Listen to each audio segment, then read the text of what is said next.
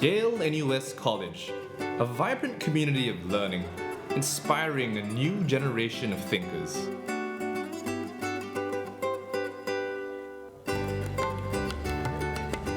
We are an exciting diversity of people who reach across boundaries to learn from the best of Asia and the world.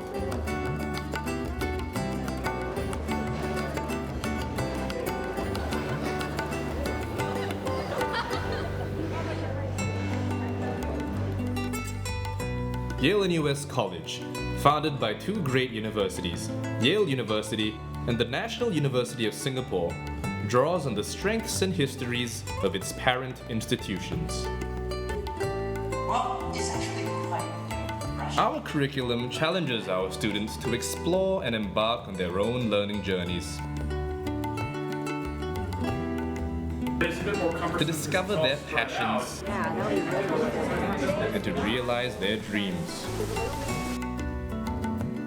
There are things that can stimulate you. We are creating a culture of creativity, curiosity, and big thinking.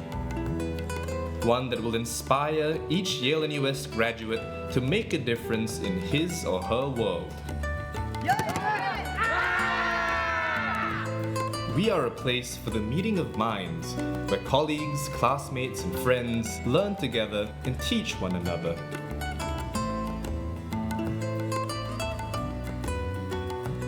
Not just in the classroom, but over conversations in the sky gardens during the heat of day,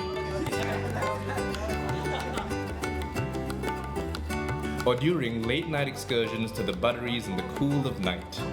All made livelier with a global community of thinkers who call Yale-NUS their home away from home.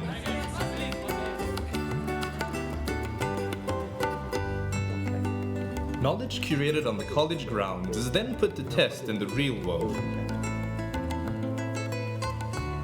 Each Yale-NUS student returns home with broader perspectives and widened horizons. We are more than an institution of learning. We are inspired to think big and to make a difference. We are encouraged to question, to seek bold solutions for a better tomorrow. We are a community of learning, founded by two great universities, in Asia for the world.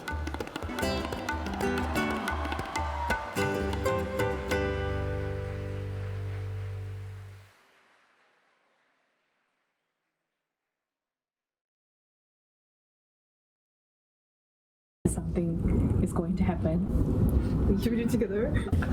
Yep. I don't really know how we all met, probably, actually. Before EYW, Tanya slid into my DMs. I did it, and it was successful. Nareem texted me, hi Uzair, nice to meet a fellow Pakistani. It wasn't by choice. We're one sweet mates. When I first met John, the first thing I did was block him on Instagram. I think our batch is the only batch remaining that's seen YNC before COVID. It was quite chaotic back then before COVID. Remember the day before first year assembly, we all dressed up in our first year assembly. Yes, and we went to do laundry. Yeah. We got to know each other more like in week 7, but true. Yeah, the bird thing. So we had to wake up every morning at like 5:40 a.m. Yeah, that was like a major bonding experience. Yeah. Ray and I were in this room when we found out. When we were filming the senior year grad video, when we got the email that, basically everyone has to leave campus.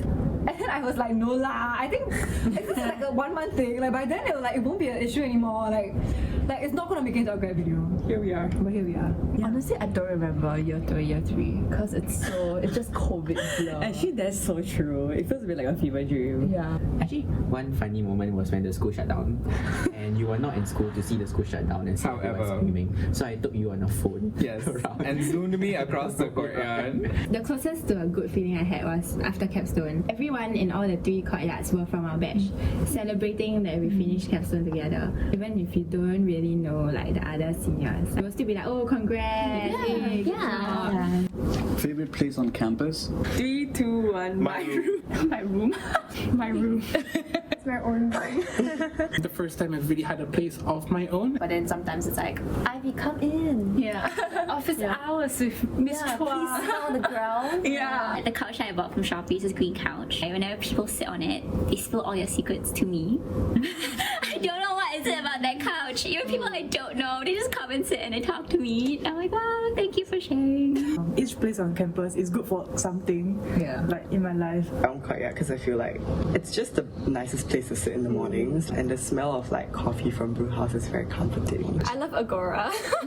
You just sit there and you're exposed to everybody who's walking past. Everyone will come up to you. The Ecopon, because I've been there every single semester. It reminds me of me being at that exact place in different times.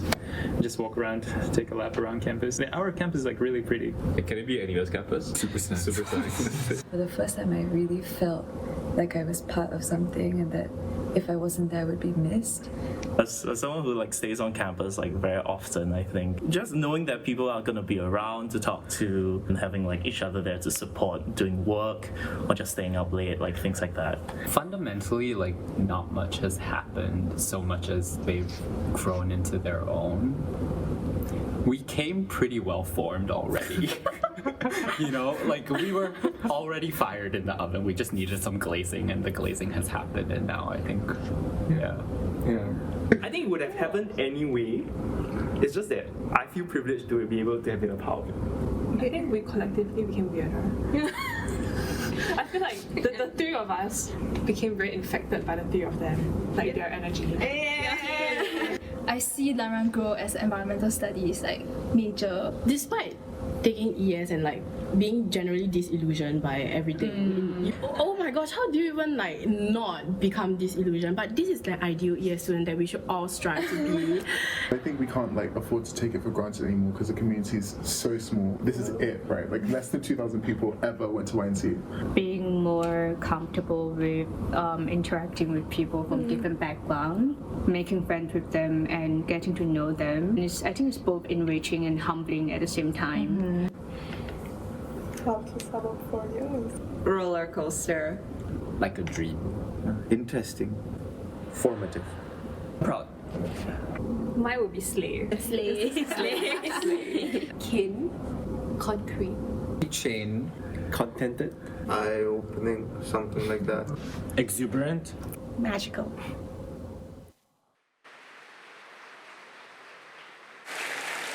Distinguished guests, please rise to welcome the ceremonial procession.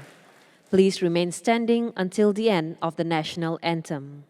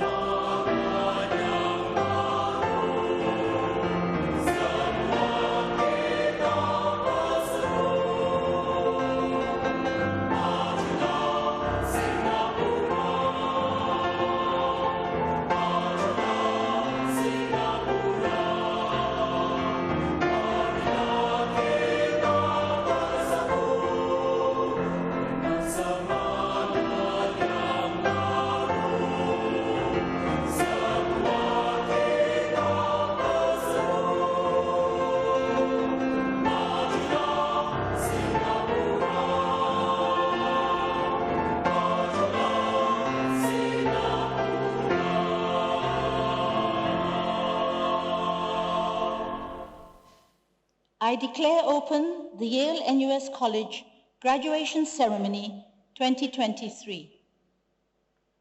Please be seated.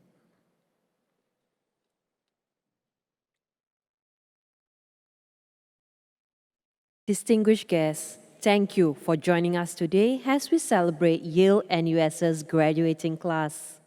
We will now invite Professor Joanne Roberts, President of Yale-NUS College, to deliver the opening address. President Roberts, please.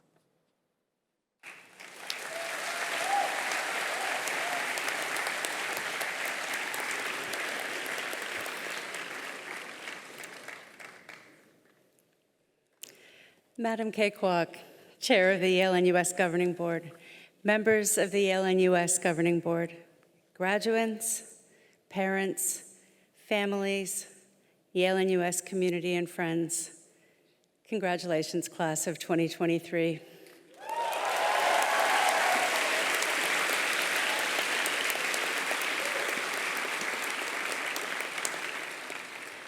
This is your special day. It's a special one for me too, as it marks my first graduation ceremony as president of Yale-NUS College. I'm honored to be celebrating it with you and your loved ones. Graduation is a time of celebration and reflection. We celebrate what you have achieved and gained during your time in college. We celebrate your aspirations. And very importantly, this is also the time when we reflect on and celebrate our time spent together. I was at a sharing session last semester with a group of students, and we were each asked to pull up a photo that captured something special or important to us about our Yale-NUS experience. Some of you were at that session, and I hope you remember what photo you pulled up and why that moment mattered to you. For me, I pulled up a photo of my two sons from our very first beginning of semester dinner in the dining hall at Saga College. That night, as we got ready, I asked them both to get dressed up for dinner. My elder son, Finn, probably 9 at the time, came out in a pair of khaki pants and a black golf shirt, looking grown up, handsome, ready to go. Seconds later, his younger brother, Jude, jumped out in a full polyester Boba Fett costume from Star Wars, complete with the full helmet and a large plastic Nerf gun, and announced he was ready to go too. As I looked at both of them, I thought, yeah, that'll work at Yale-NUS. That here, there's room for both of these different ways of seeing the world and of expressing ourselves. In fact, this is exactly what makes the college such a special place for me, and I believe for many of you too. That all of us, from different places, backgrounds, experiences, and with different passions and concerns, have found and created a space where we all belong. We're different, and these differences are to be celebrated. That together, they create our defining effervescence, that joyful way we express, embrace, and learn from each other. Graduations often cause me to reminisce. Please bear with me. In preparing my message today, I was reminded of my first official day on campus, almost 6.5 years ago. Like many of you, I arrived excited, a little nervous, but also brimming with possibilities. What would this place be like? Colleagues, students, the environment? Would it be different from when I was just here as visiting faculty? And what I found was a welcoming, open community that warmly embraced me, my family. But it wasn't always easy. The start of something worthwhile rarely is. For some of you, your first year was marked by the first time you were living away from home. For others, it was a double or triple whammy of living away from home in a foreign land with 5 strangers during a global pandemic. Your 4 years have certainly had some challenges and certainly been quite an adventure. COVID-19 hit during your first year in college, and the safety measures that were implemented altered the way we learned in the classroom, organized student activities, lived on campus, and traveled abroad for opportunities, and even just to see our families. These adjustments weren't easy, but you adapted and found ways to maximize your own experience. Then came the merger announcement, and we had to process the news that there would be no new batches of Kingfishers.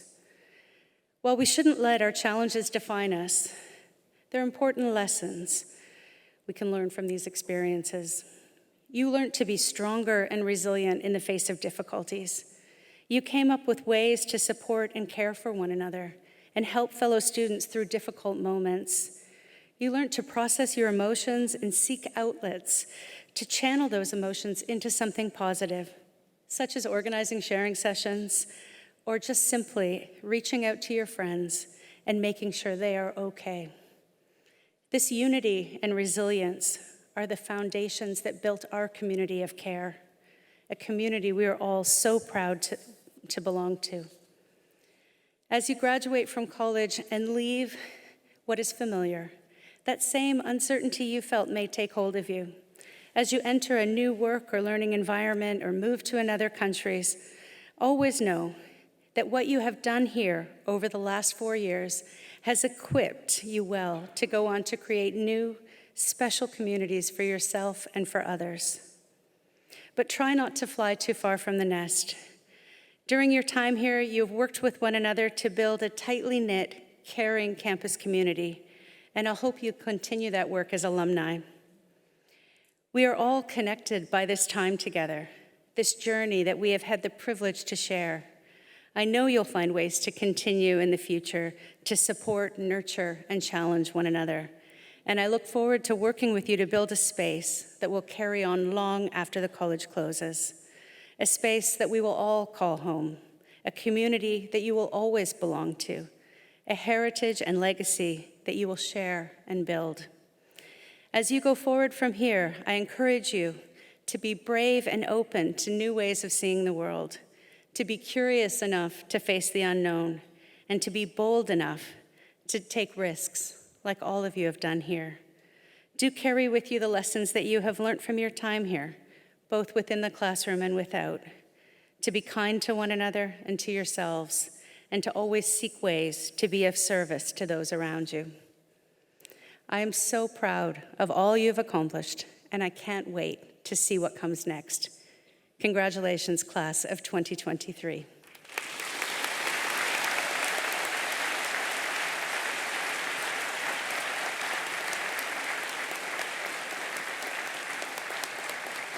Thank you, President Roberts. Distinguished guests, we will now introduce our graduation speaker, Professor Anna Singh. Professor Singh is currently the co-director of University of California Santa Cruz's Center for Southeast Asian Coastal Interactions. She is known for her work in Southeast Asian studies, feminist theory, political economy, and environmental studies.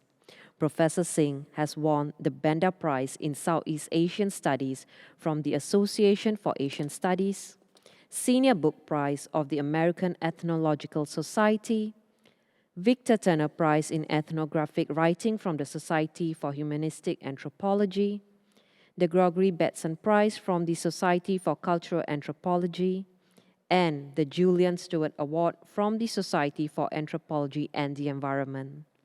We will now invite Professor Singh to address the graduating class. Professor Singh, please.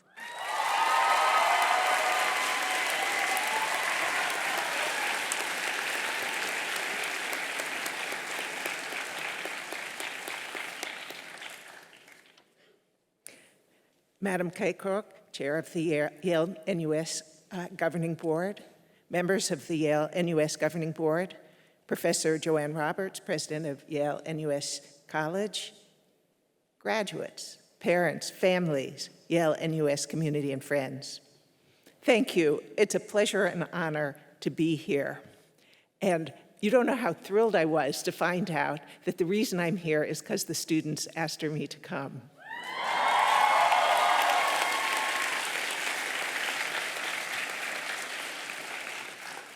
Let me begin with the main reason we're gathered together today. Congratulations. You've successfully completed your college education and you deserve all the joy of a celebration. Congratulations, Tania, gongshi gongshi.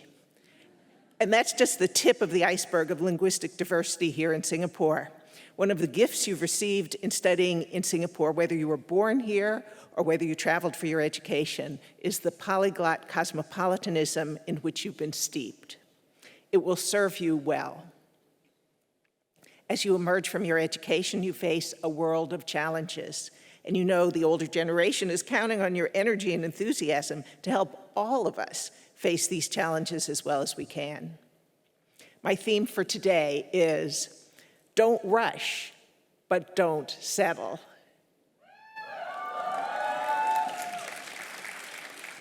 Imagine you're starting a journey. Perhaps you're a nature lover and you will be hiking with a backpack. Perhaps you're a city person and will be traveling in style. In either case, if you rush to your destination, you'll fail to notice anything that matters. In either case, if you just stay in place, you'll lose the chance to experience anything. Don't rush, but don't settle. About 100 years ago, a man named Minakata Kumagusu, presented a tin of steaming horse manure to the Emperor of Japan. People were shocked and horrified. But it wasn't the taunt it might seem. Growing on the manure was a slime mold. Minakata was a bit of a mad scientist, a scholar poet living far from the court. He was also a pioneering expert in slime mold biology, which he wanted to explain to the emperor. The emperor was so grateful, he wrote a poem to honor Minakata. Slime molds are amazing beings, able to forage across the forest floor as individual cells, but also able to aggregate into single multinucleate bodies, forming body parts such as stalks and reproductive organs. Slime molds continue to inspire us today as models of intelligent collaborative action. Don't let convention block you. Explore the world around you, however slimy and stinking of manure. Don't rush, but don't settle. In the 14th century, across 30 years, Berber Maghrebi scholar Ibn Battuta traveled more than 117,000 kilometers across the Middle East, Europe, Africa, the Indian Ocean, Southeast Asia, and China. He was one of the world's most accomplished and scholarly travelers, and the book he wrote about his travels pioneered knowledge about these parts of the world. He showed readers a transcontinental Muslim world that stretched across Asia and Africa. His knowledge not only described this world, but it also helped it flourish. This is the world that European colonial expansion yearned to capture. It's layered into the present. Ibn Battuta's contribution to world-making resonates today as we recognize an oceanic Asia of which Singapore is a hub. 7 centuries of layering. Consider how different Ibn Battuta's impact is than merely enjoying the latest technology or consumer product, a flash in the pan. Don't rush, but don't settle. Sometimes staying seated is quite different from settling. In 1955, in Montgomery, Alabama, in the United States, Rosa Parks refused to leave her seat in the segregated black section to a public bus to clear the space for white passengers. Parks was arrested by the police for staying seated, and her arrest gave rise to the Montgomery bus boycott, an important moment for the U.S. civil rights movement, which, until today, continues to fight against social injustice and for equal rights. African-American leader Martin Luther King wrote about Parks' refusal to leave her seat. The cause lay deep in the record of similar injustices. No one can understand the action of Mrs. Parks unless he realizes that eventually the cup of endurance runs over and the human personality cries out, "I can take it no more." Social mobilizations take a long time. Don't rush, but don't settle. Today we're faced with seemingly intractable problems, catastrophes that require different solutions than anyone has yet devised. Instead of ordinary problems of technology, politics, trade, or culture, we're faced with planetary disasters, and particularly climate change with its floods, fires, droughts, and storms. In less than 100 years, burning fossil fuels has altered the whole planet in ways that won't go away in 1,000 years, not in 10,000 years, but only in millions of years, when our species is unlikely to have survived unless we change up now. Similarly, extinction is forever. When we lose biodiversity and with it ecological function, will we ever recover? It's a good time to think about the skills you will need to navigate these crises. A liberal arts education is an excellent start. You need to be able to think widely across modes of professional expertise. Meanwhile, the skills I've mentioned should be helpful. You'll need to pay attention to the world around you, noticing even humble creatures, as Minakata once did. You'll need to chart unexpected worlds emerging, subaltern ones as well as elite, as Ibn Battuta once did. And you'll need the courage to sit down, even when the powers that be tell you to move out of the way, as Rosa Parks once did. Yes, I'm suggesting that these kinds of skills may be more important than the charisma of influencers, the cleverness of entrepreneurs, the smugness of families, or the righteousness of rulers. Those skills are for those who believe they already know the answers, and we don't. Uncertainty lies ahead, and we need to make the most of it. Don't rush, but don't settle. And yes, use all the skills of Singapore's polyglot cosmopolitanism. Congratulations, Tania Gongshi Gongshi.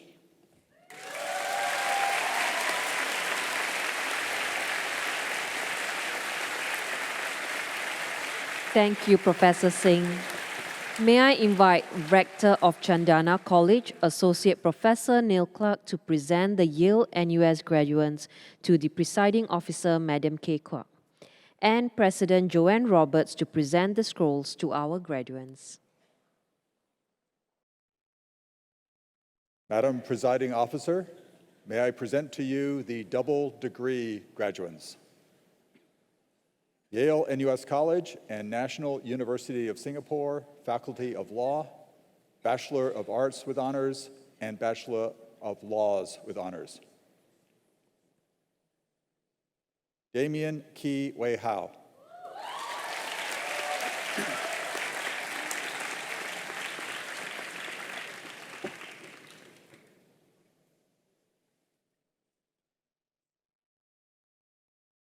Janessa Chu Tse Yin.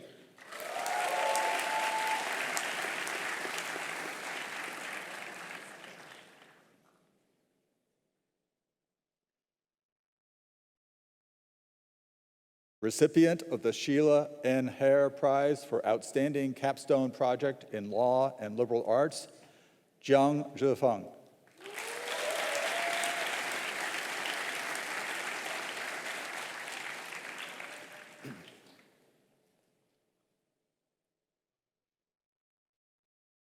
Kong Hui Min, Maryland.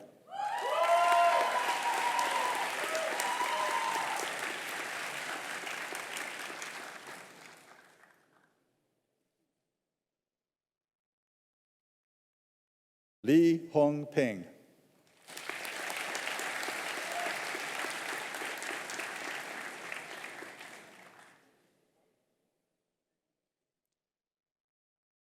Leong Tse Lok Ethan.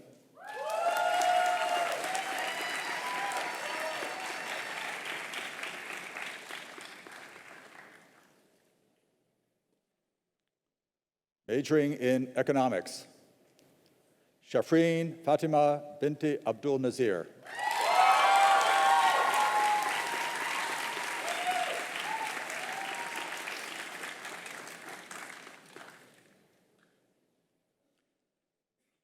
Yale-NUS College and National University of Singapore Faculty of Law, Bachelor of Science with Honors, and Bachelor of Laws with Honors.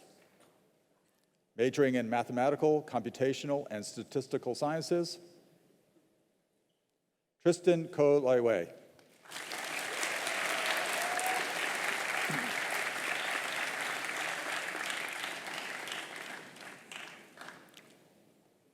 Madam Presiding Officer, may I present to you the Bachelor of Arts with Honors graduates. Majoring in Anthropology, Ayapan Madumita.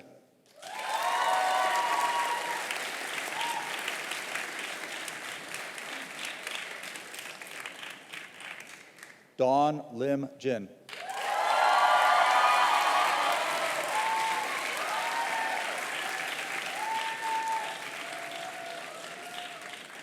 Do Jingzi.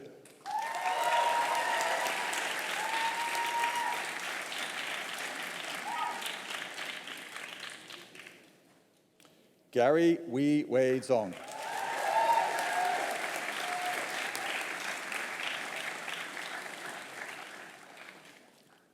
Recipient of the Bernard Bate Prize for Outstanding Capstone Project in Anthropology, Maria Katrina Beatrice David Jacinta.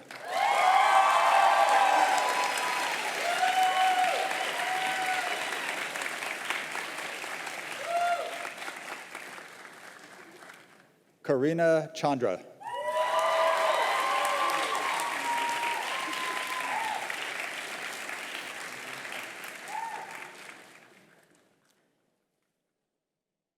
Law E. Jean.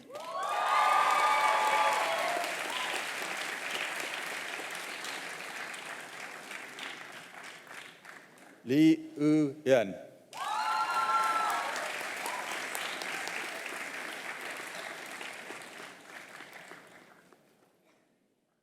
Lucas Paul Jiarong.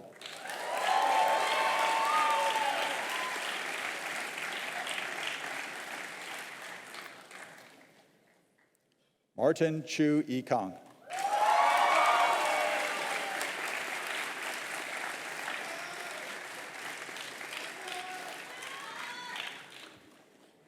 Matthew Benedict Austriaco Aviso.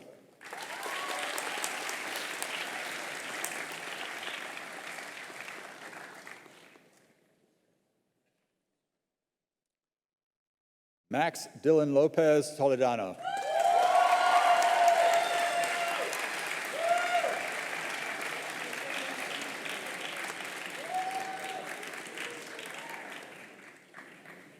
Salome Ong.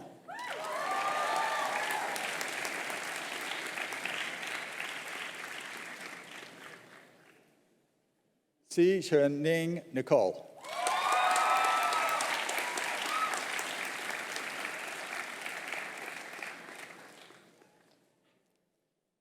Tet In Zaw.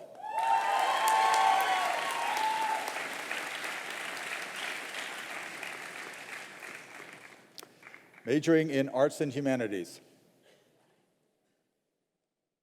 Chan Yi Qian.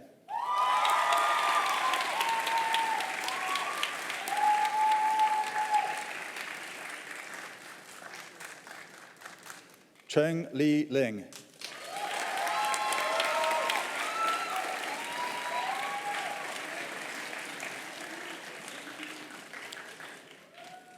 Christy Esther Chu Si Chi.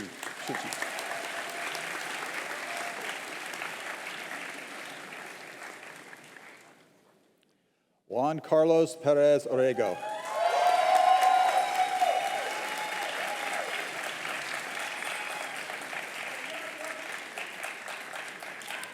Kristen Lauren Olivero.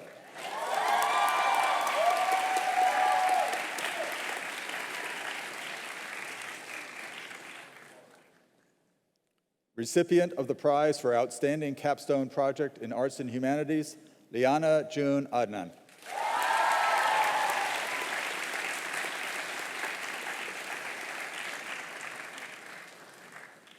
Yap Sin Yue.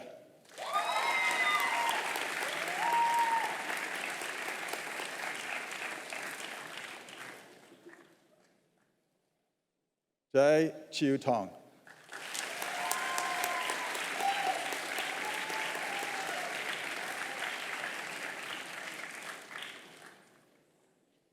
Majoring in Economics, Akelev Ayan.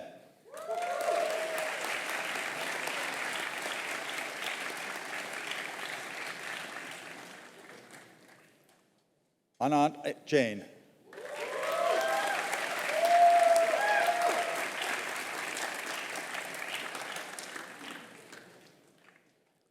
Bindaria Oyambatar.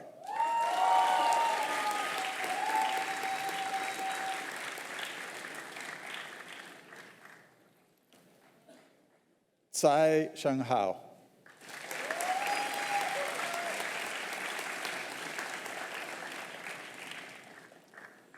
Divyam Vinay Agarwal.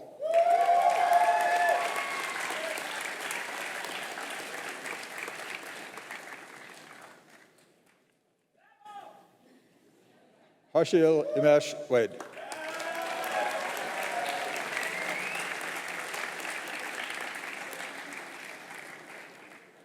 Isabel Tan Yi Ling.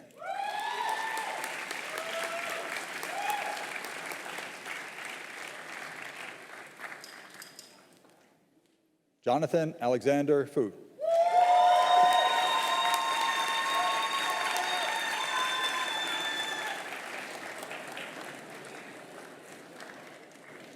Jonathan Roy Larateas.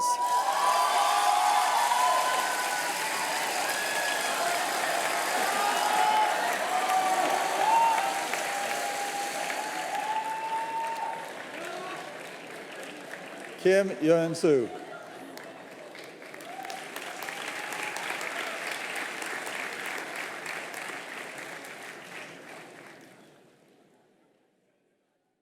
Lim Tian Jiao.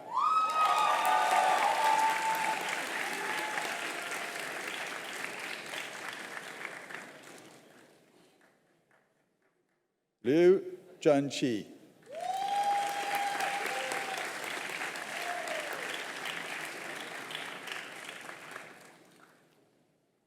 Luis Enrique Peña de Leon.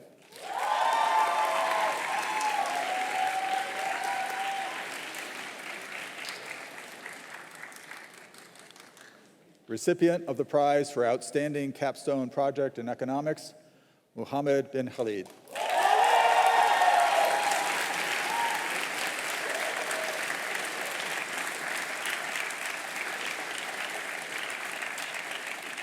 Polia Genova.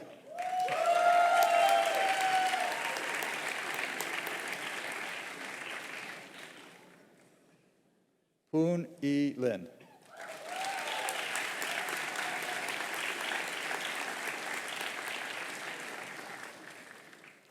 Rajveer Singh Kochar.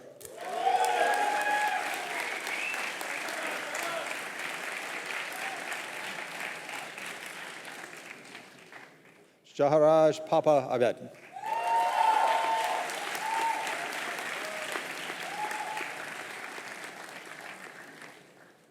So Rongji Daniel.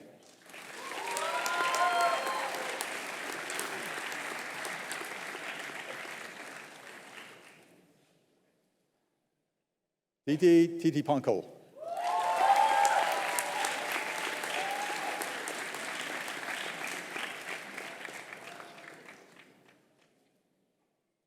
William Vincent Hubert Marcel Klein.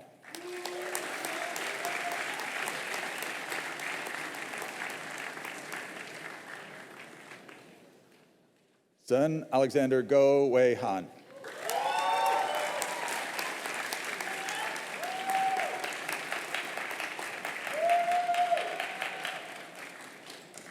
Majoring in Environmental Studies, Amanda Bianca Chen.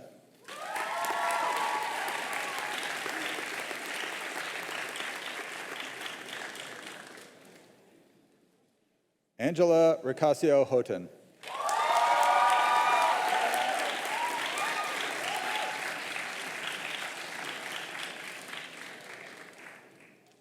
Chloe Kwan Chao Shin.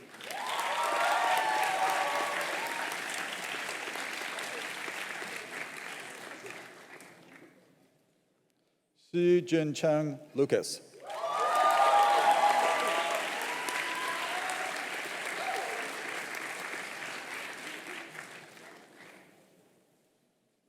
Ko Xiaomun Amanda.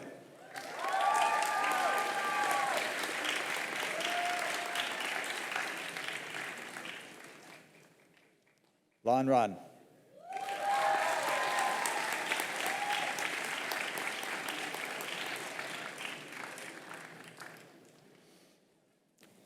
Lee Yun Ning.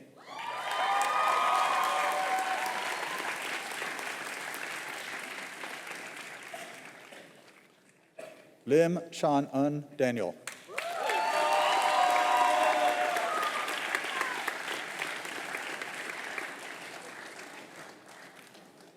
Mona Hane Gomez.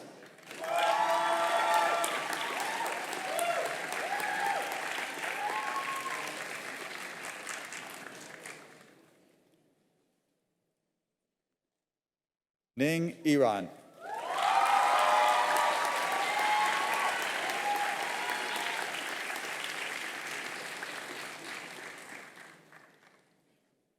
Resha Lee Min.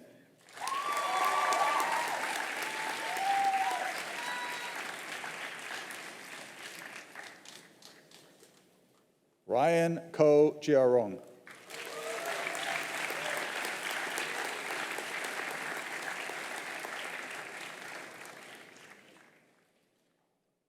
Yan Chengxiang Bertrand.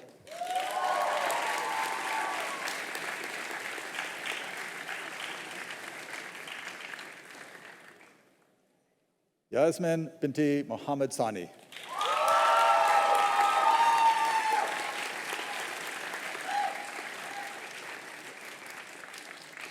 Recipient of the prize for outstanding capstone project in environmental studies, Yun Sunu.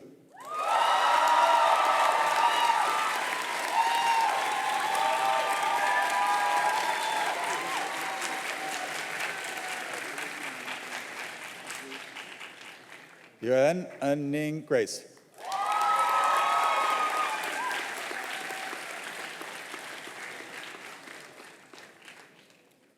Majoring in Global Affairs, Aiden Rayan Wheeler.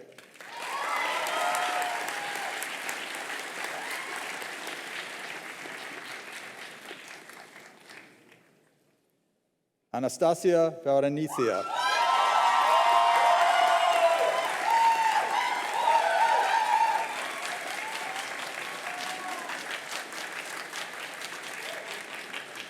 Andrea Yong Xiu Hui.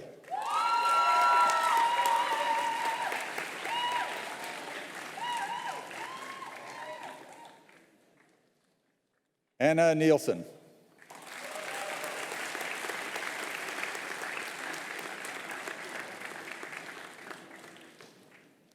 Chang Hui Yue.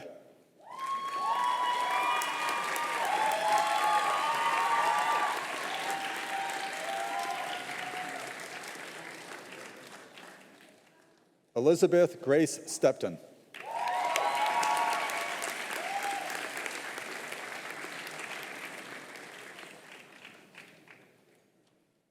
Emily Tan E. Lin.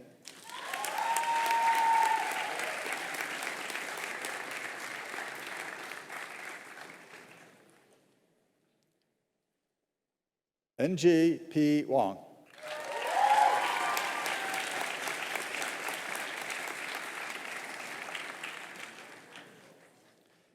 Garandir Kar Shana.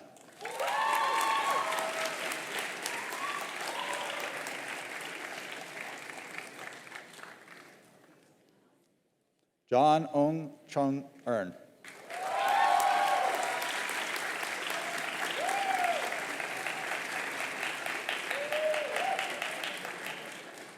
Katrina Huiwen Kappel.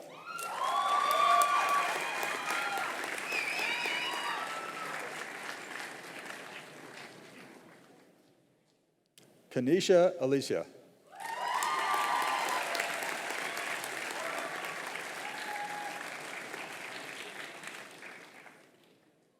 Leah Kyoko Ndumi.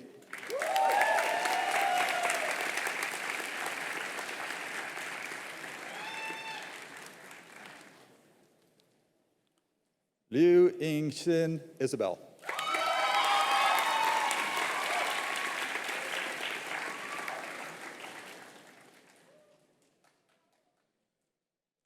Recipient of the prize for outstanding capstone project in global affairs, Michael Carrington Sagna.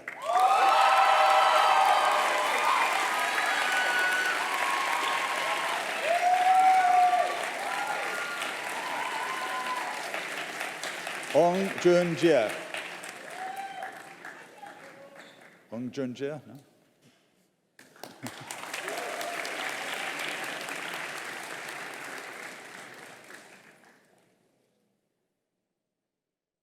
Nilante Malik Ariboy.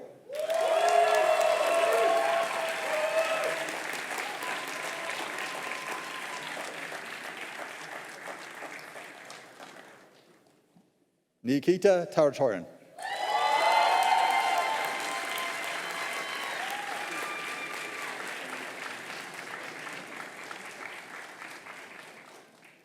Nor Aina Binti Sapari.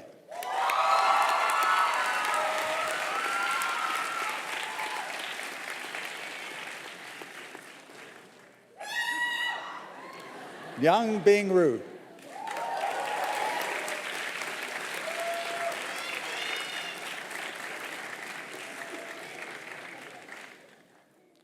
Shadid Tanija.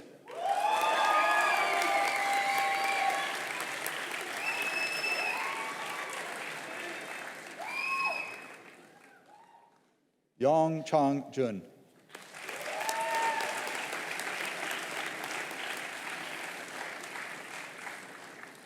Majoring in history, Ang Zhi Shan.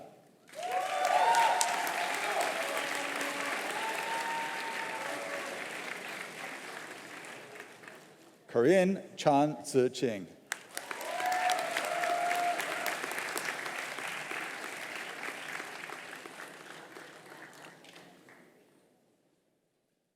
Chan Sean Kit.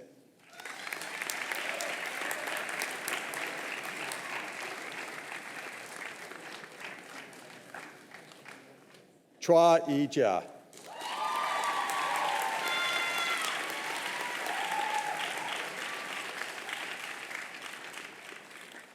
Recipient of the prize for Outstanding Capstone Project in History, Dexter Lin Tim Wang.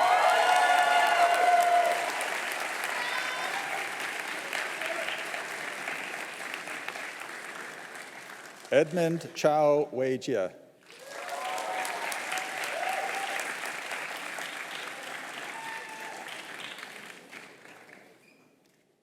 Huang Ji-min.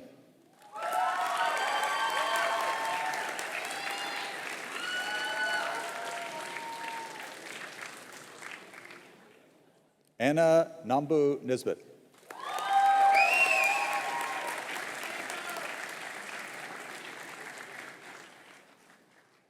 Ao Grace.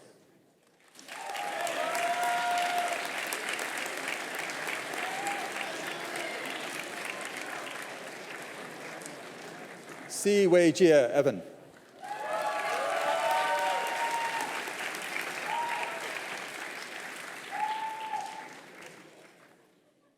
Sim Sarah Nicole.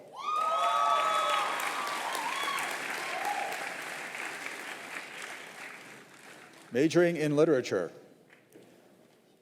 Esther Ko Xiang.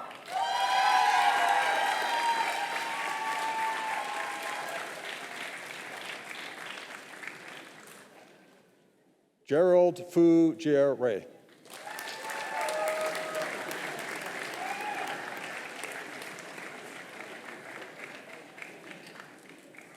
Kimberly Wee Shin Pei.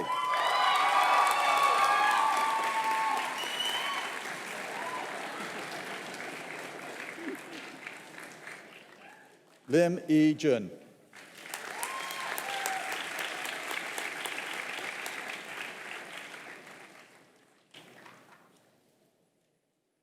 Lin Lulong Ivan.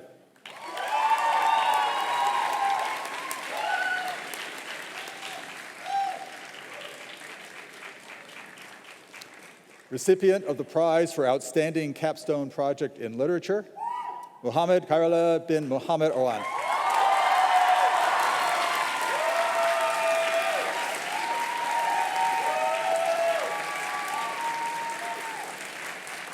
Han Jiaqi.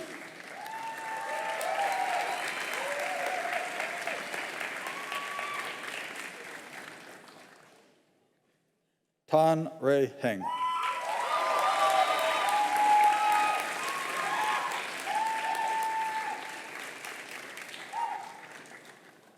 Chiu Huayue Janice.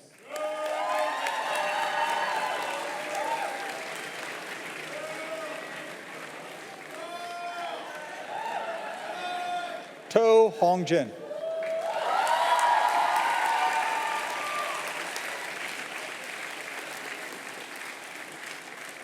Majoring in philosophy, Chaitanyasha Lenin.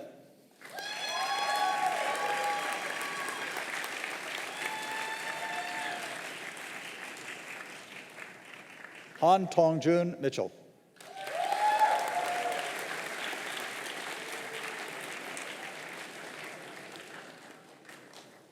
Hazel Angela Law.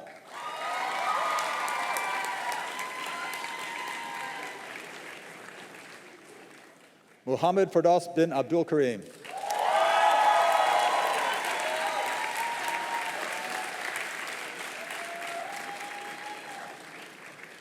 Pang Zirei.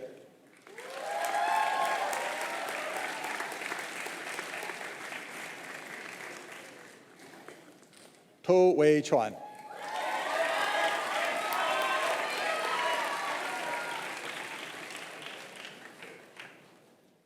Wang Xing Hao.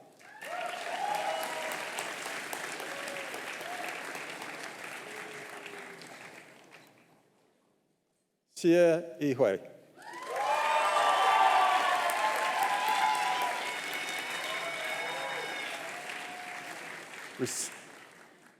Recipient of the prize for outstanding capstone project in philosophy, Zheng Hanming.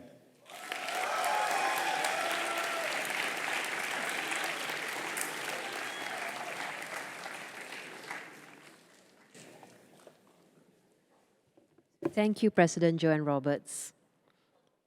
We will now invite the faculty speaker, Associate Professor Marvin Montefiore, Associate Professor of Social Sciences, Environmental Studies, and Head of Studies, Environmental Studies, to deliver his speech. Associate Professor Montefiore was nominated by the graduates to speak on behalf of the Yale-NUS faculty and has been with the college since 2015. Associate Professor Montefiore, please.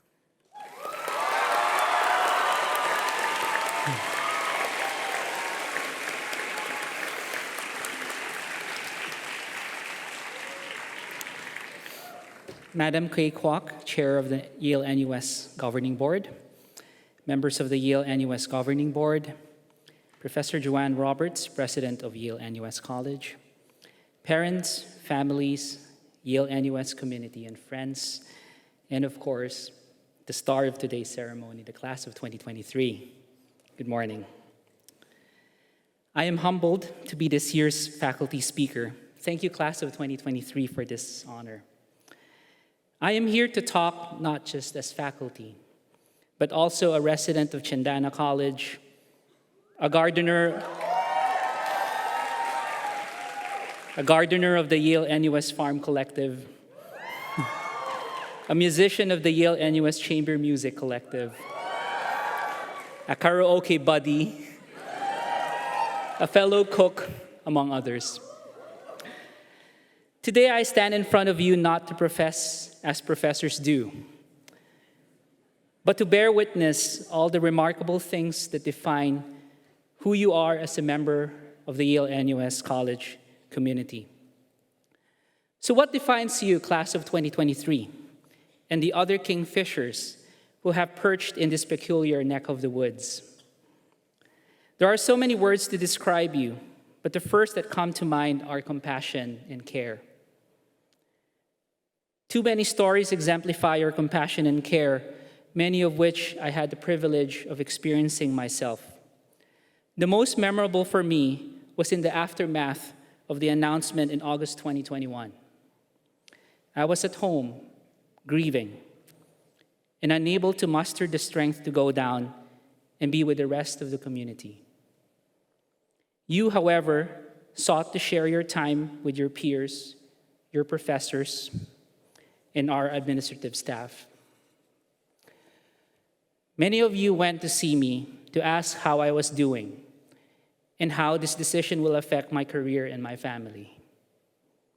In the days and the weeks to follow, Words and acts of care circulated around campus, with your notes of appreciation and encouragement posted on office doors and flooding inboxes, keeping the rest of the community going. But as a critical environmental scholar who studies the climate crisis, I always remind myself that compassion and care alone are not enough to assuage harms. Year after year, the precarious who suffered the wrath of extreme weather also managed to pull themselves together with awe-inspiring display of compassion and care.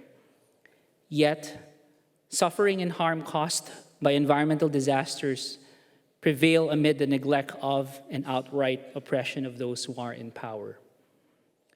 It is a basic argument among critical environmental scholars that change would have to be made at the structural level where the influence and control of people on the ground are limited. This is where convictions come in. I have witnessed how you stand by your convictions and find ways to translate those to action. We see this in the movements you champion within and outside Yale-NUS College, from bringing to fore what needs to be improved in our community, such as better protections and provisions for diversity and inclusion on campus, to highlighting the plight of migrant workers and the injustices of a fossil fuel-based economy. Our student publication, The Octant, was always ready to enlighten our readers. The student government primed to check the pulse of the community.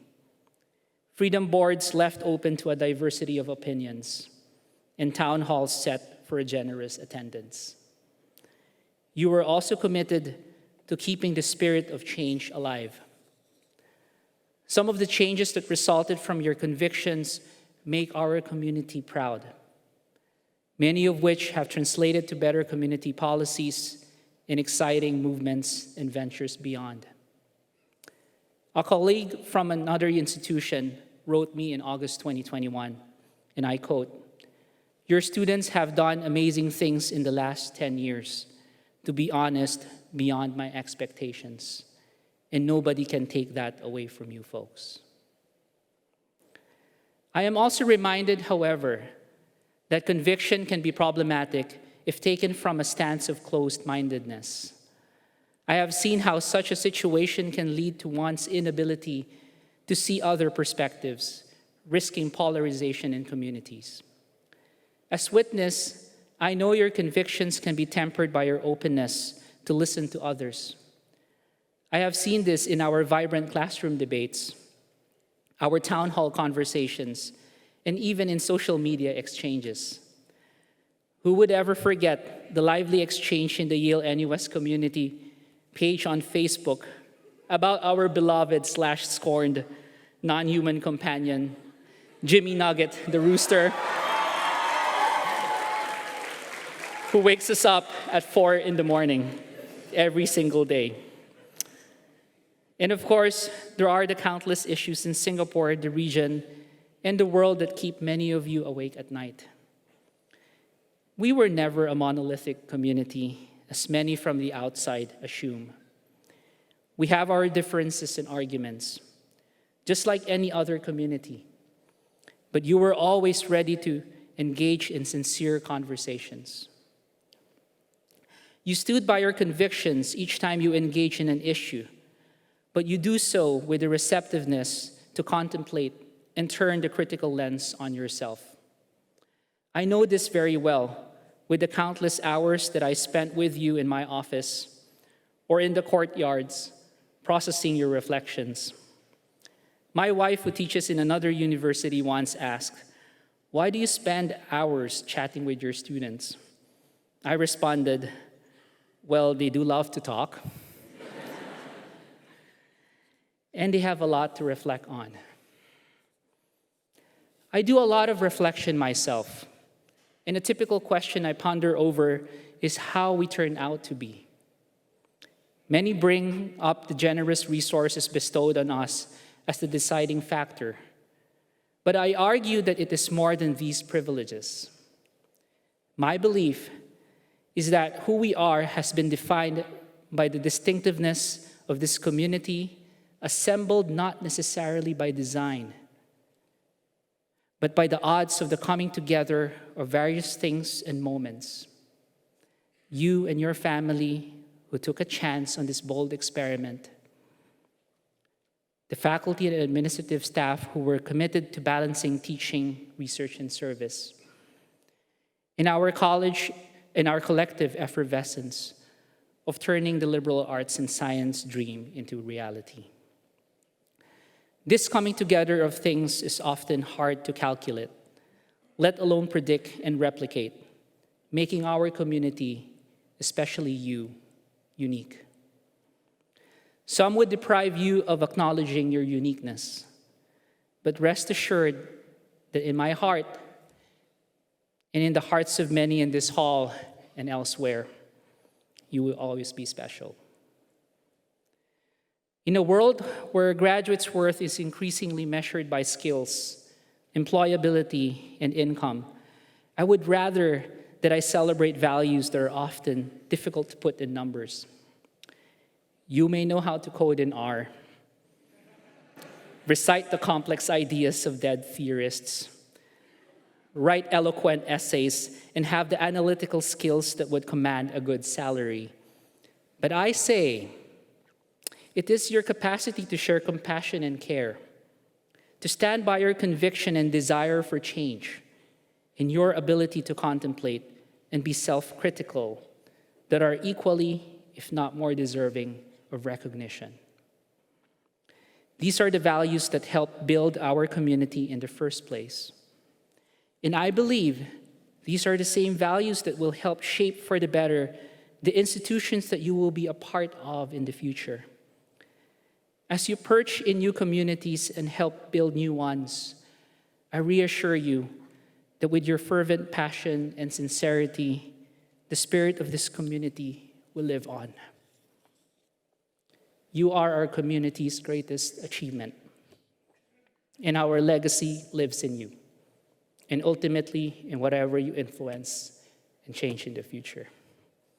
Congratulations, class of 2023. Make us proud.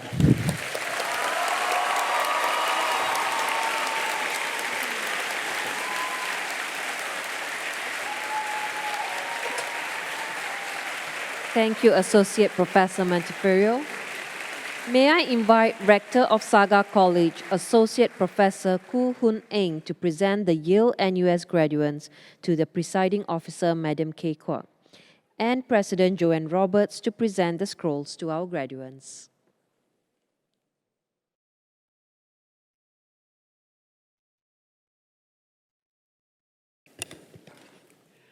Madam Presiding Officer, may I present to you the Bachelor of Arts with Honors graduates. Majoring in Philosophy, Politics, and Economics, Afia Dixit.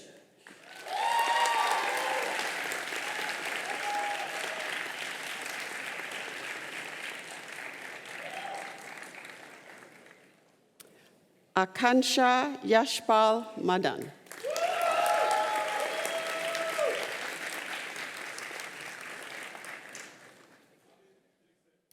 Chiao Jin Jie.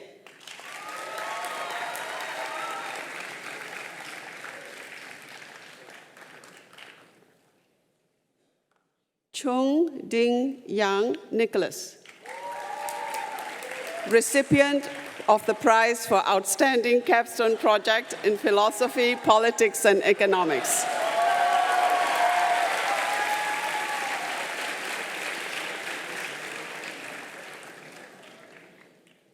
Chua Jun Wei Veneth.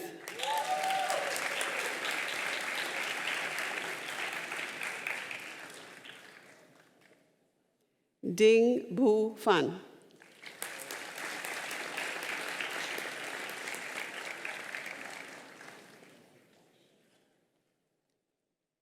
Jay Shen Singh.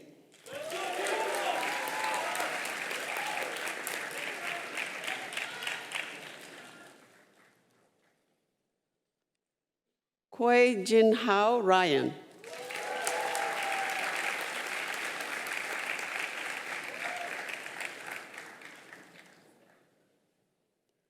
Lee Yu Jin.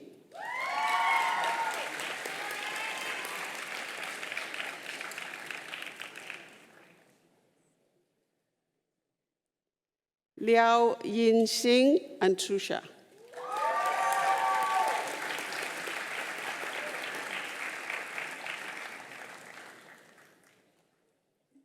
Moretta Simon.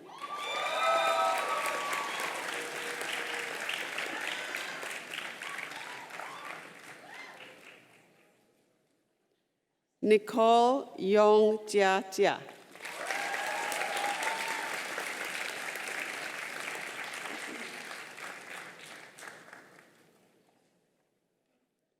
Raghav Khatri.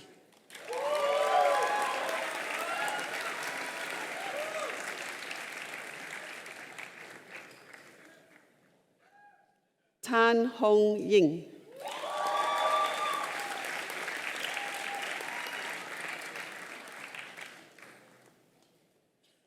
Tanya Sharma.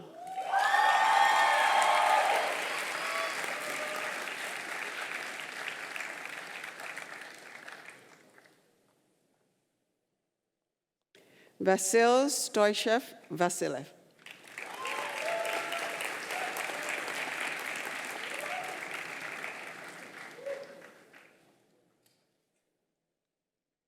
Wan Jialing.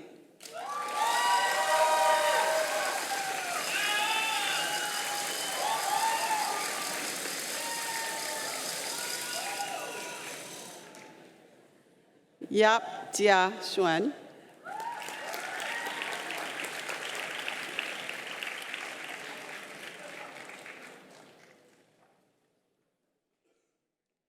Yogesh, son of Raja Lingam.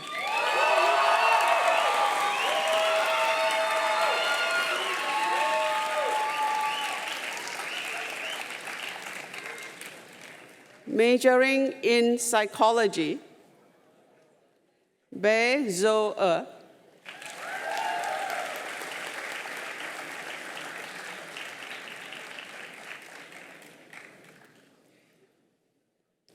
Brian Timothy.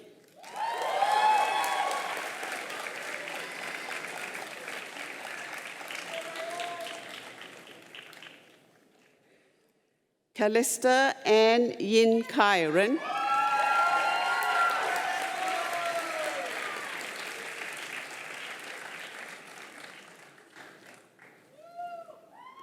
Shivani Dayal.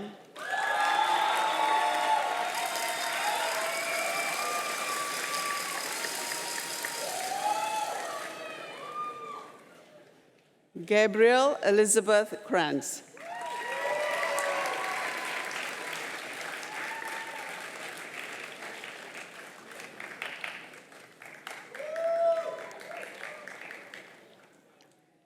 Yulia Tatarinovich.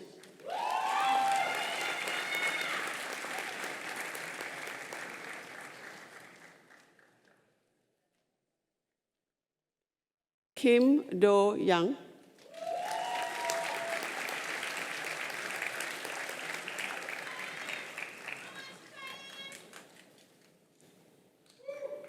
Kim Yong Bin.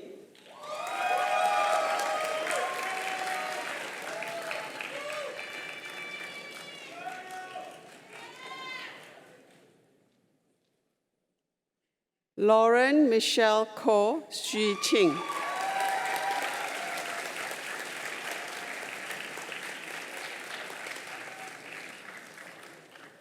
Lee Pui Yi Jane.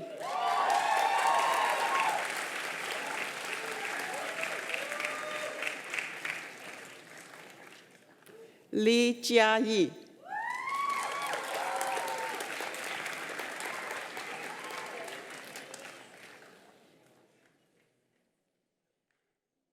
Recipient of the prize for Outstanding Capstone Project in Psychology, Liao Yin Wen.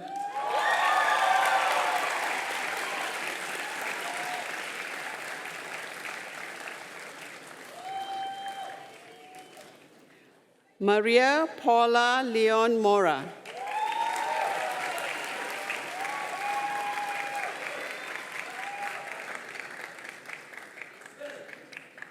May Tricia Wong.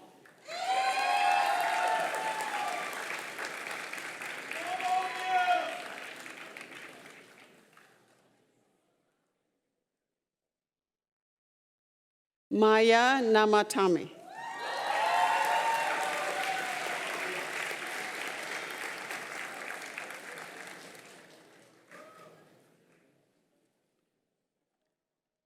Kai Bin.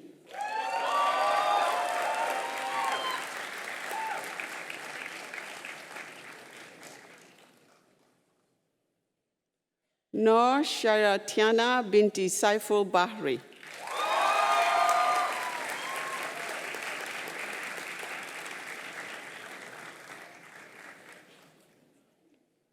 Kwek Ming Sian Lindy.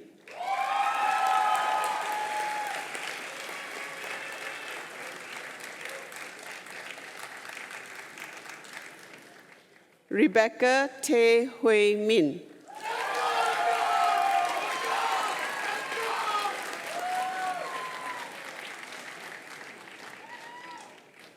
Xiu Chen Kai.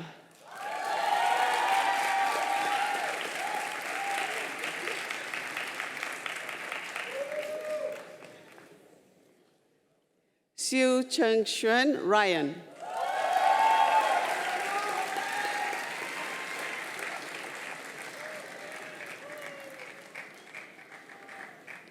So Lin Min.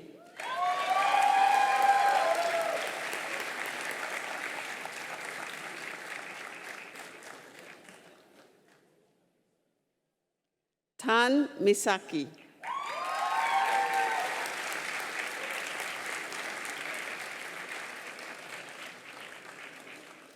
Teo Yi Jing.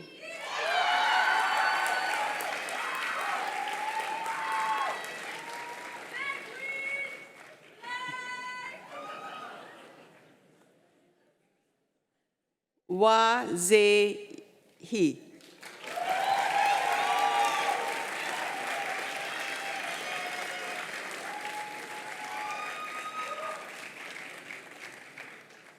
Wang Ziying.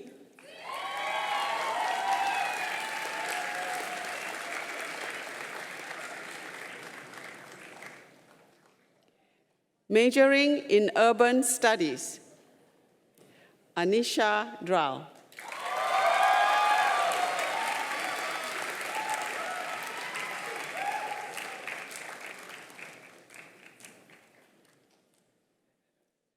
Barnabas Ma.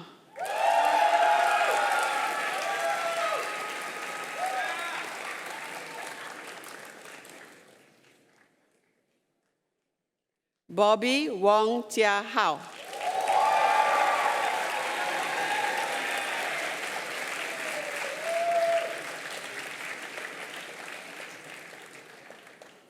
Bu Dolphy.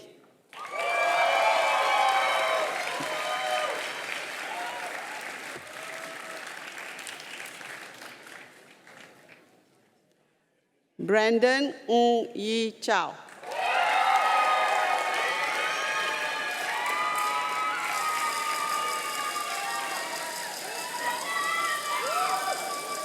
Golson Donya Gerser.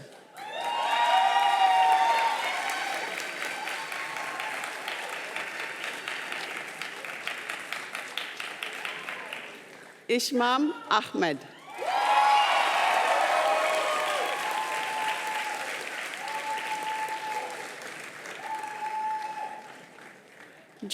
Recipient of the prize for outstanding capstone project in urban studies, Joshua Romel Hayag Vargas.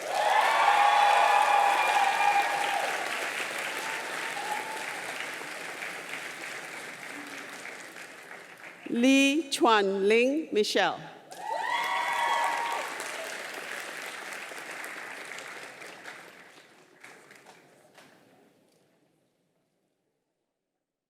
Lee Ting Ya.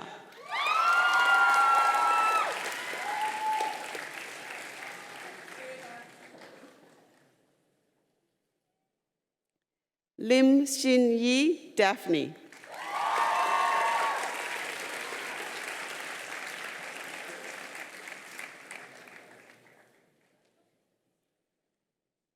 Liana Ivanova Doneva.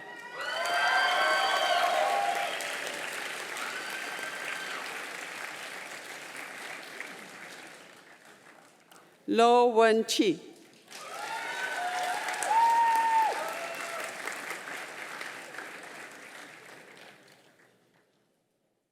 Muhammad Naim Shera.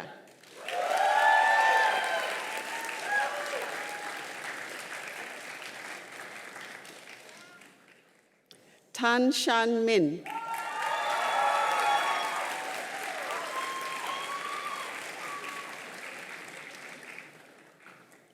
Tan Si Min Odell.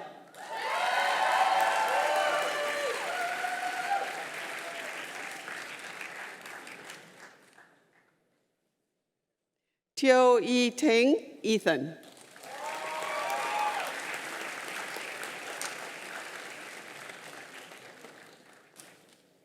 Wang Yan Chi.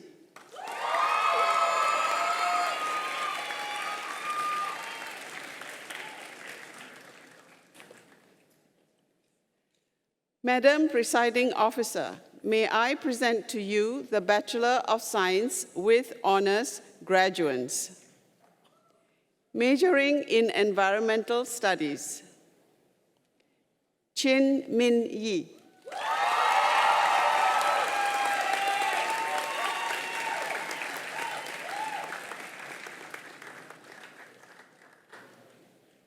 Gail Ho Jing Xuan.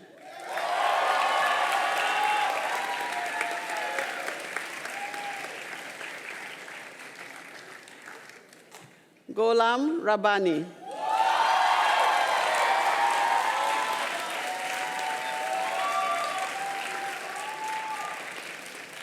Ho Ning.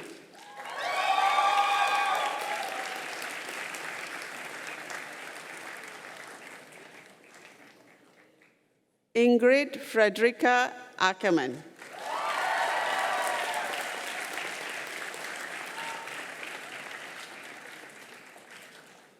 Lynn Drescher.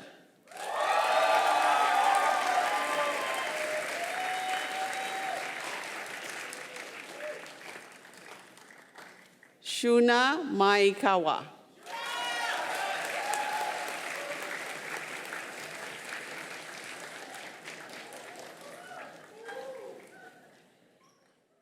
Wong Ryota.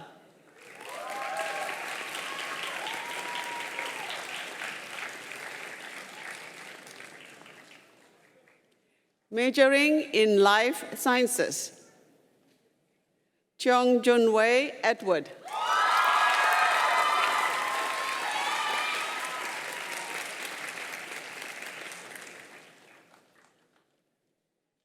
Gabriel Cherise Alano Tak.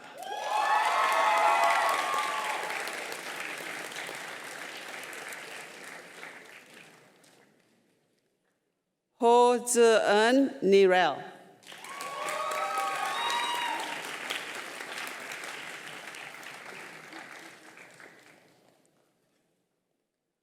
Huang Huanyuan.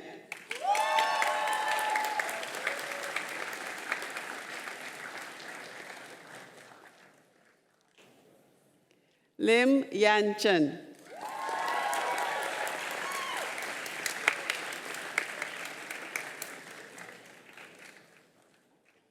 Matthew Baron Ramos.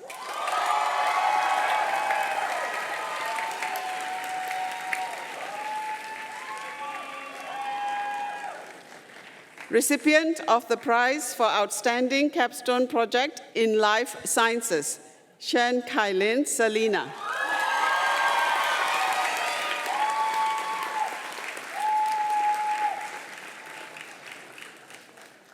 Silky Suchi Ho.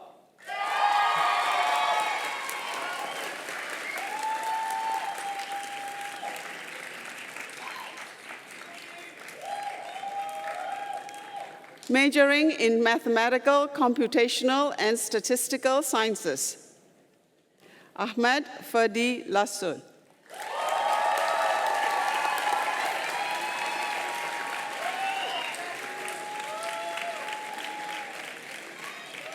Alvin Shrestha.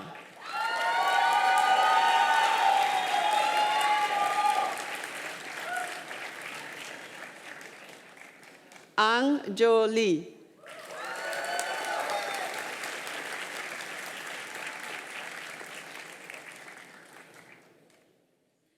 Arif Shahid.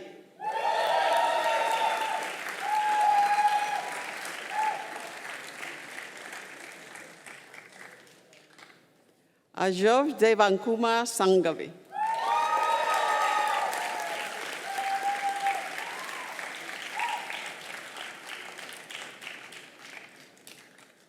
Begzot Nomatov Sanjarovic.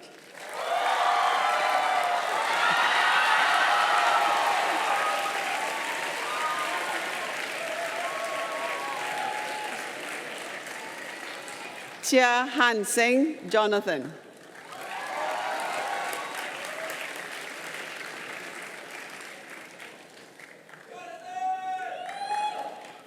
Fatima Yusra Imran Zahir.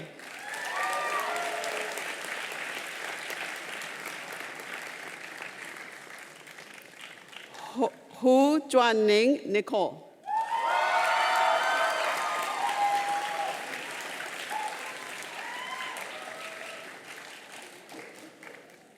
Yi Yi-heng.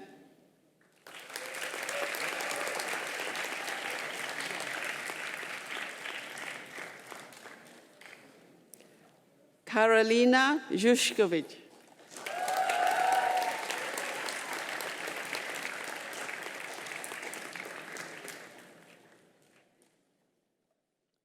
Ko Zhaoyan.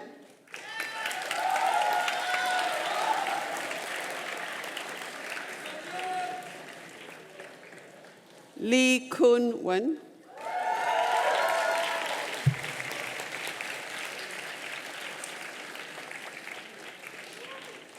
Naman Vishal Kedia.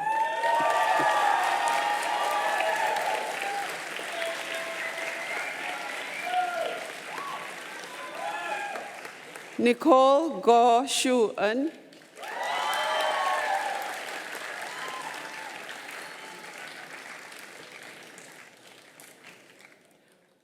Ozair Faisal.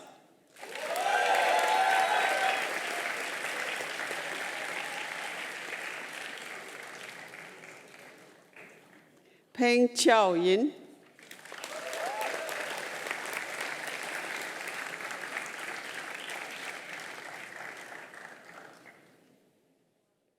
Raihana Nabila Fatina.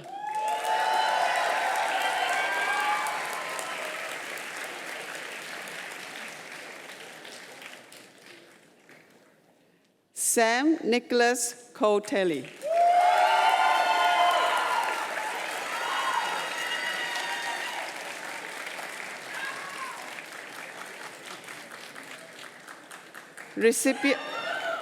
Recipient of the prize for outstanding capstone project in mathematical, computational, and statistical sciences, T. Si-wen.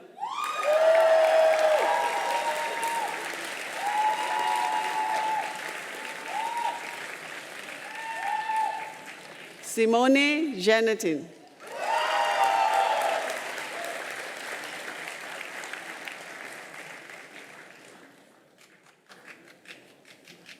Stefan Christian Rota.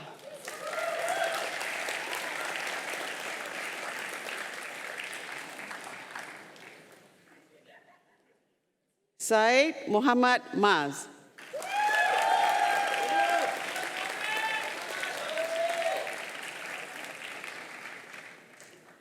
Said Mustafa Omar.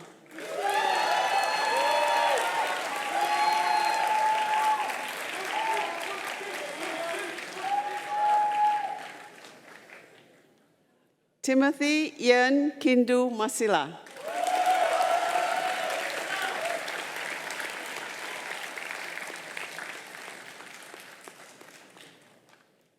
Thomas Avinas Trusovas.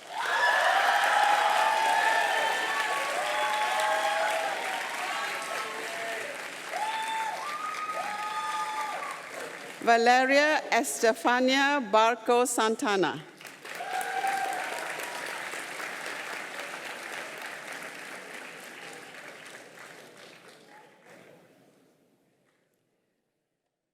Venkatrishna Karamanchi.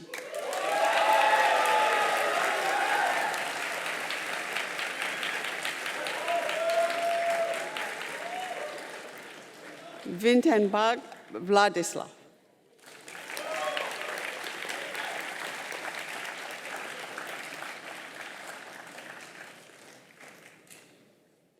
Majoring in physical sciences, Aaron Sean Tan Chuntia.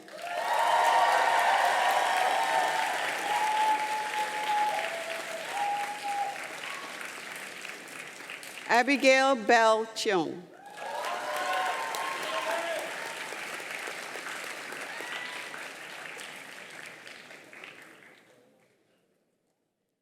Vijaya Chandra Loitel.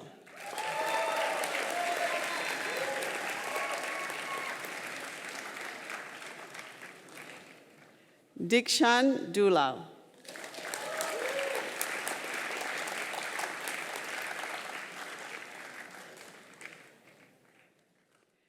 Garima Chib.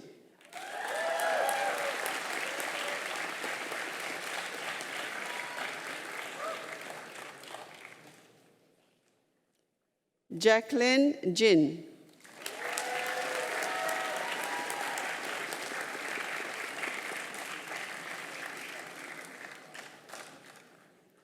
Longdi Pon.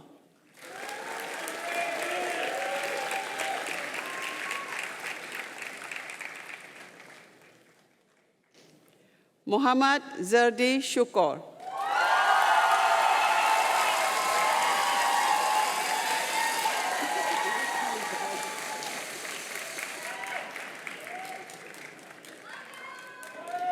Recipient of the prize for outstanding capstone project in physical sciences, Phoebe Rosa Virginia.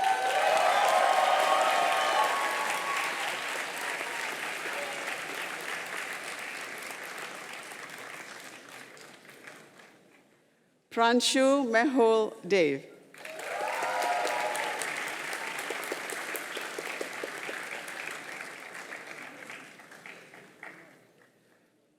Rafael Antonio Liboro Romasanta.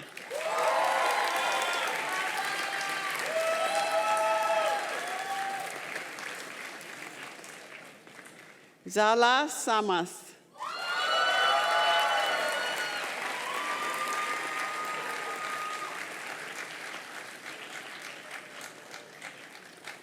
Madam Presiding Officer, may I present to you the following award winners. Recipient of the Emerging Young Leader Award, Lim Jing Zhou.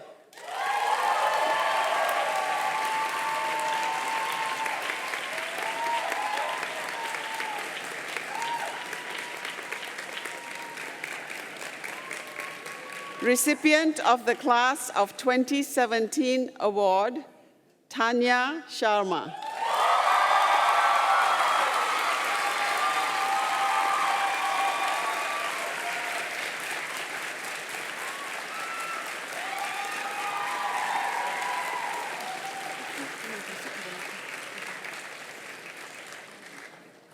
Thank you, President Joanne Roberts. The graduates have selected their student speaker who will now address us on behalf of the graduating class. Let's welcome Ms. Ning Inran, an Environmental Studies major and Global Affairs minor, to deliver her speech. In her time at Yale-NUS College, Inran was a peer tutor at the Writers' Center and served as a class representative in the student government. Her academic interests lie in understanding climate change, which is what inspired her to eventually major in environmental studies. Iran, please.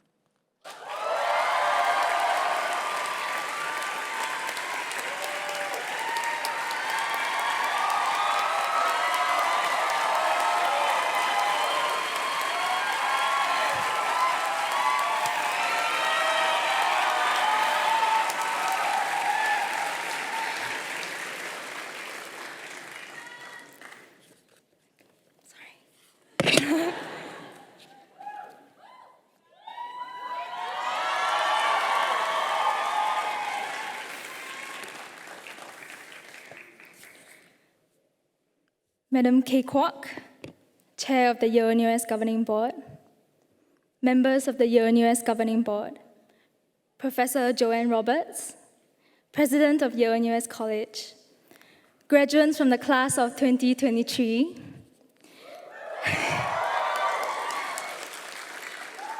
parents and families, and the Yale-NUS community. I'm very, very honored to be speaking to you all today, and thank you so much to all of you for choosing to be here today. While preparing for this speech, I have unfortunately had to come to terms with one of my big weaknesses, which was the fact that I'm not great at making jokes, and, and also that apparently many people in the class think that I'm a very serious person. Well, I guess I shouldn't be surprised because every time I'm typing on the class chat, it's almost always about something serious. So today, I'm actually here to dispel this myth.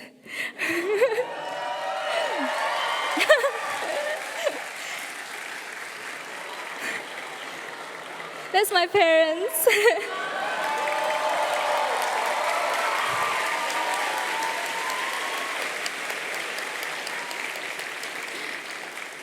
Yeah, actually I was going to say that I'm just kidding, but I guess my introduction worked. So, actually my suite mates can testify that I spent more days trying to start off my speech with something more lighthearted than I did rewriting my entire capstone proposal.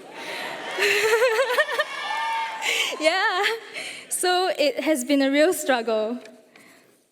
Speaking of struggle, I remember very clearly one particular assignment in our very first semester that I just could not figure out on my own. It was not philosophy and political thought, which made us question whether we even had such a thing as a self. It was not comparative social inquiry, which made us question if we had any agency. And, I'm sorry in advance, but it was also not QR. It was a simple question posed by our first literature and humanities assignment to pick and analyze one passage from the Odyssey or Ramayana that we found the most intriguing or puzzling. It sounds very simple, but I actually found it very challenging because for the first time ever, I had to write something that would be interesting not to my teacher, but to myself. I'm not sure if this was what our professors intended, but to me,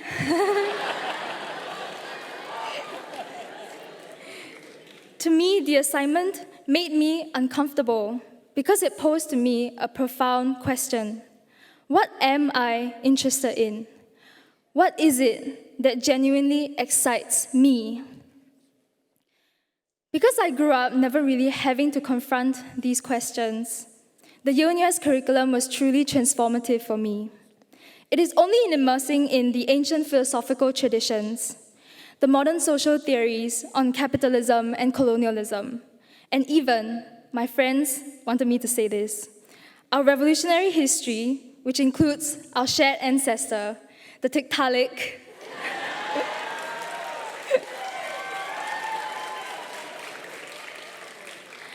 that we begin to see how everything and everyone across time and space are intricately and meaningfully connected. The safe space that Yale-NUS staff and faculty had painstakingly created and protected for us behind the scenes allowed us to critically think and debate about these issues, so that when we witness the many unconscionable conflicts and disasters that continue to this day, perhaps in regions geographically and culturally removed from our own, and we see how it impacts people, even some of our peers who call these places home, we develop a sense of responsibility to use our knowledge and skills to contribute towards finding a solution, now and in the future. Just as we were beginning to develop that social consciousness and make sense of our worlds were shaken up again. As time passed, I know many of you feel that there were some things that you wish would have turned out differently. And this culminated in a lot of talk that we had about the Yale-NUS experience. What were we promised? What did we sign up for? Why were we experiencing these things? But if we take a step back, we see that it is only by acknowledging the pandemic as a part of our unique Yale-NUS experience that we can honor our response to it as a community.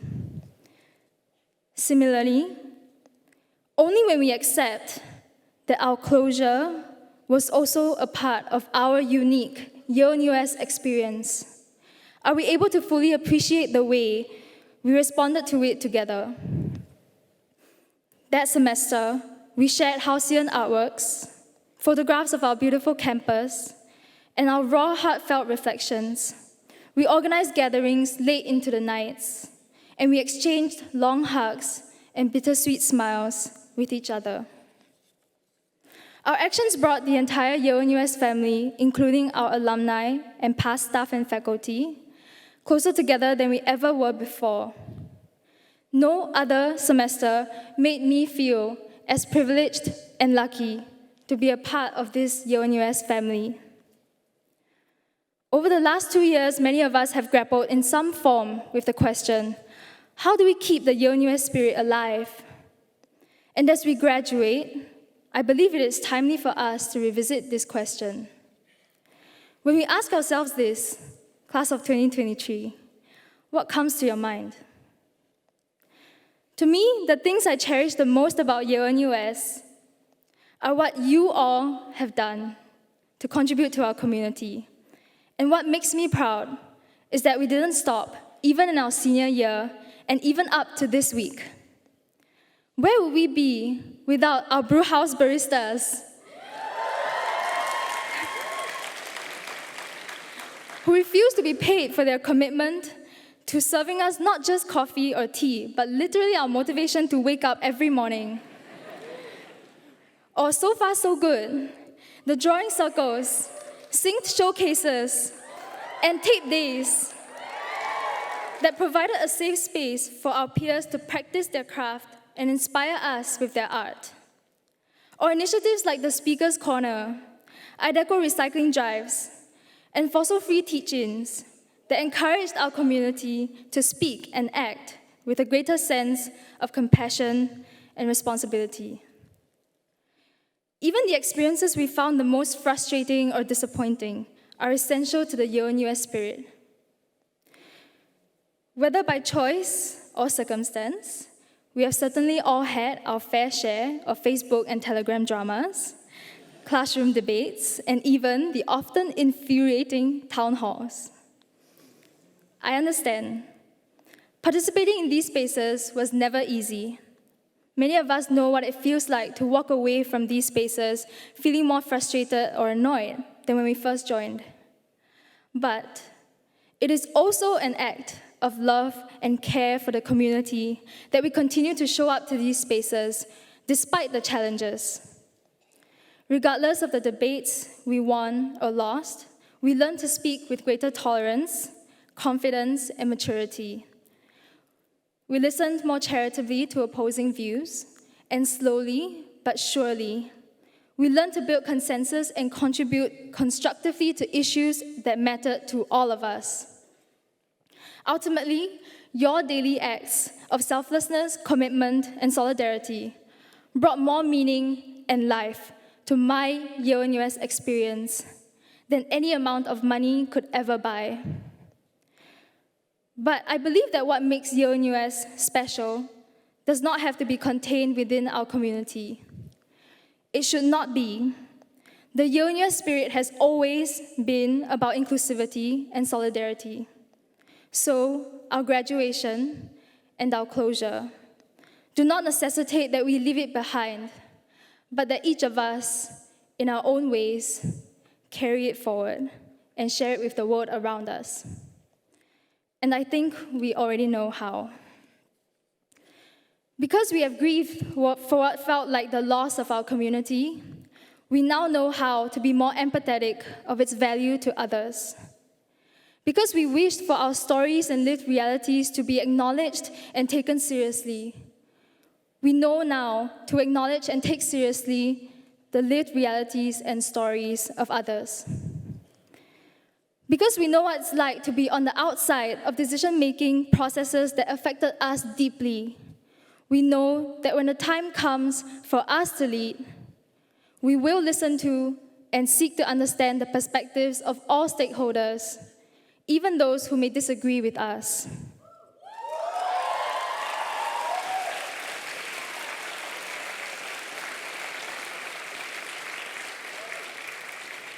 If we tap into what was once a painful experience for us as Yale-NUS students, we can turn it into our greatest strength. The success of Yale-NUS now falls not on its institution, but on us, its graduates. Today, Yale-NUS makes me feel hopeful that it is sending out into the world not just a class of confident, hardworking, and capable young graduates, but a class of empathetic and sincere leaders who will take their Yale-NUS experiences as a blueprint to create a more caring and inclusive world for others. Thank you very much.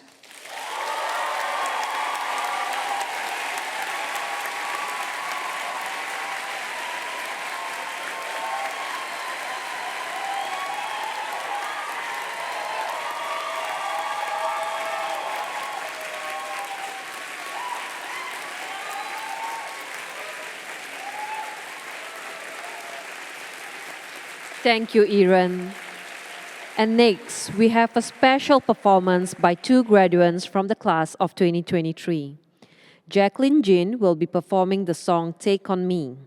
She is accompanied by Muhammad Zirdi Shukur on the guitar.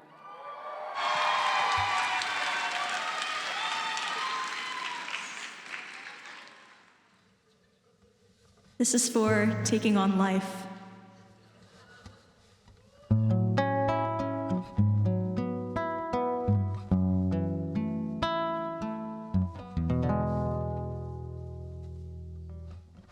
Talking away, I don't know what I'm to say, I say it anyway.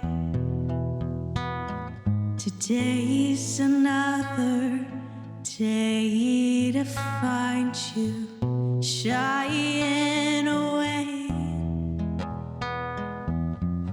I'll be coming for your love, okay? Take on me. Take me on.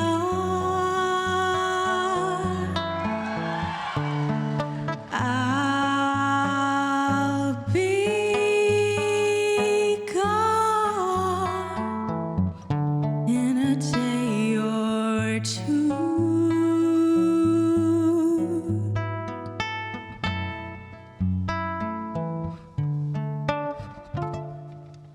Needless to say, I'm odds and ends, but I'll be just stumbling away, slowly learning that life is okay.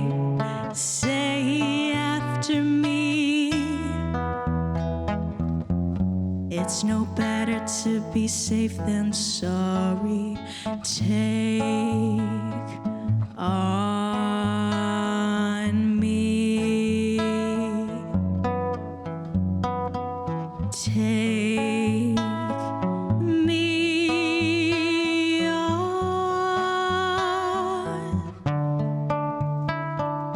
I'll be gone in a day or two.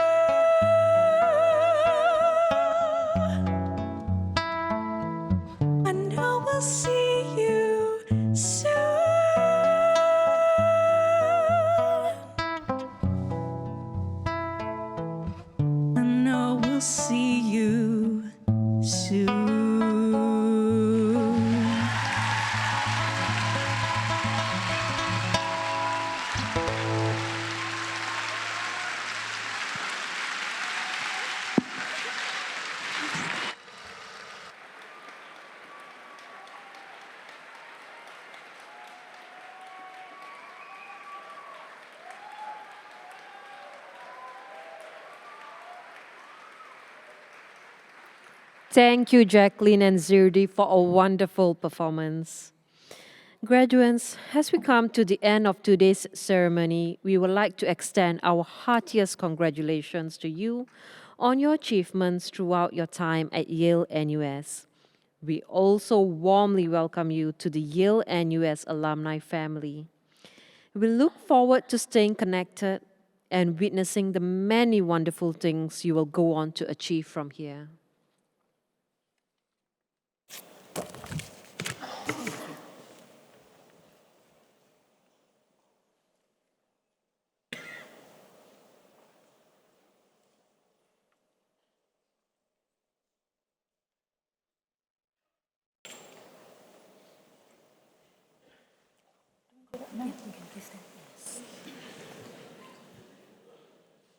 I declare this ceremony closed. Congratulations.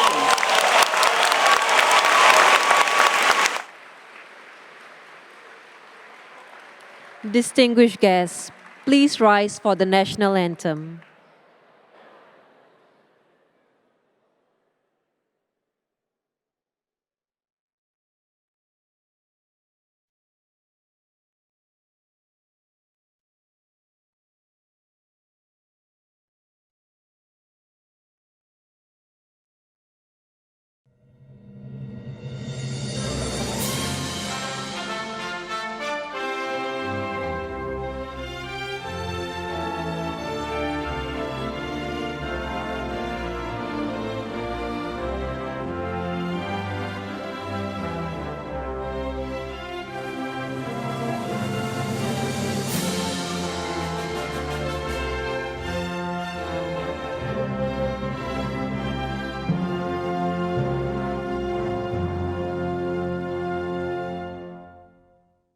Thank you for joining us on this special occasion. Once again, congratulations.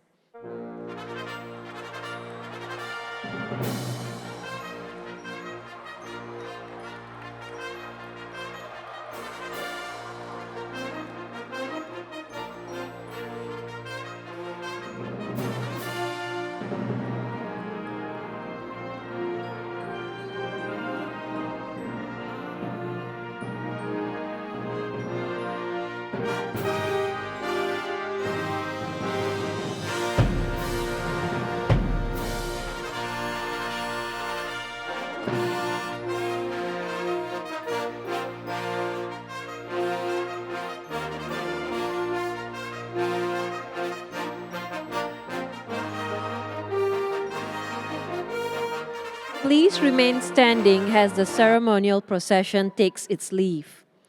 Graduates, please follow the directions of the student marshals and join us for a class photo at the atrium immediately after the recession.